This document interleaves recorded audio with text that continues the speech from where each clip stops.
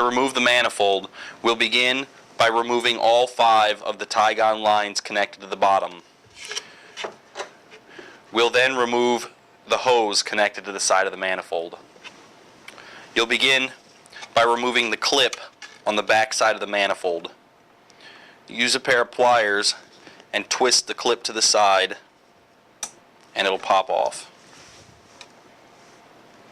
You can remove the clip from the manifold.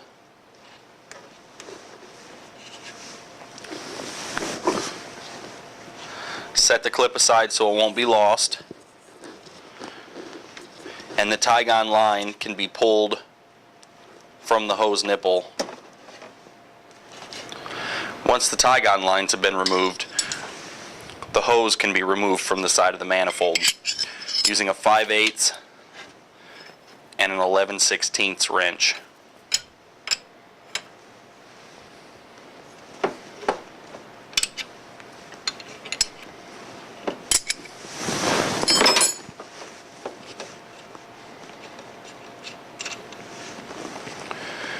And that's removing the manifold.